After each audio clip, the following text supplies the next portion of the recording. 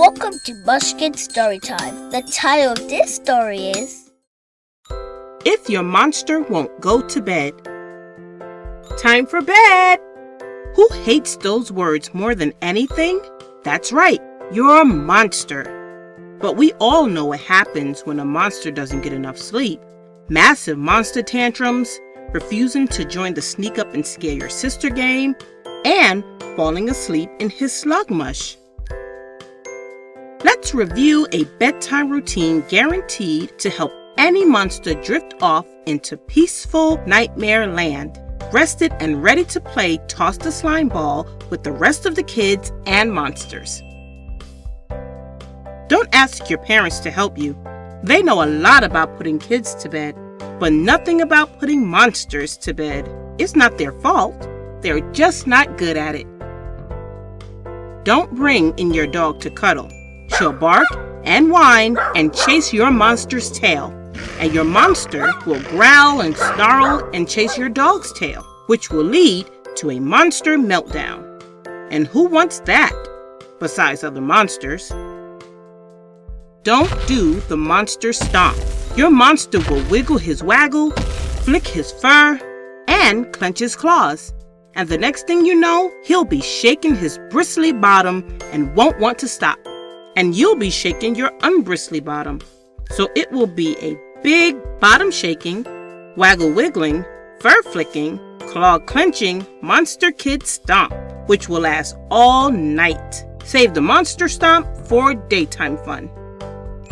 This is bad. Don't have your monster count sheep.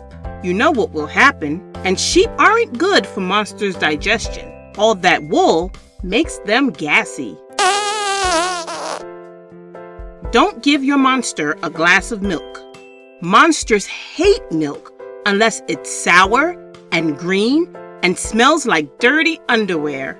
And if you give them sour, green, dirty underwear smelling milk, they'll stay up all night burping sour, green, dirty underwear smelling burps.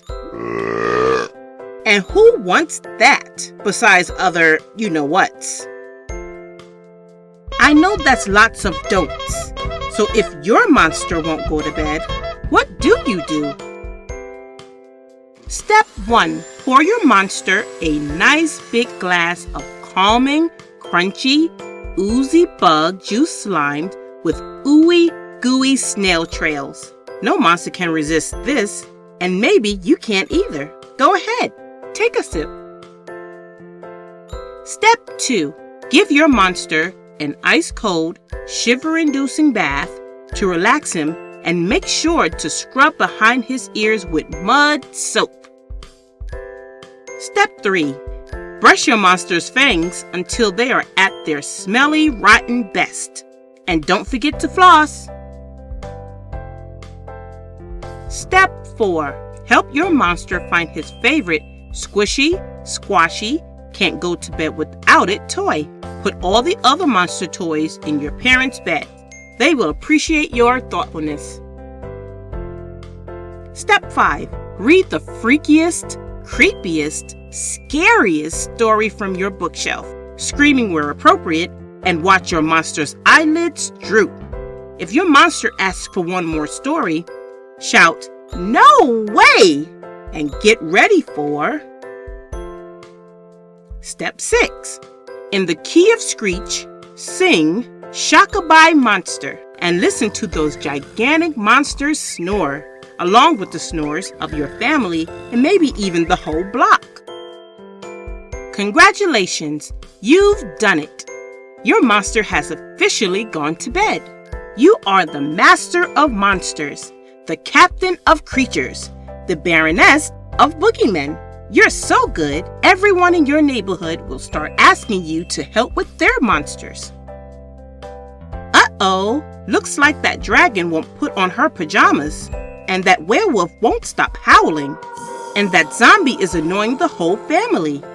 I know a lot about monsters, but nothing about dragons or werewolves or zombies.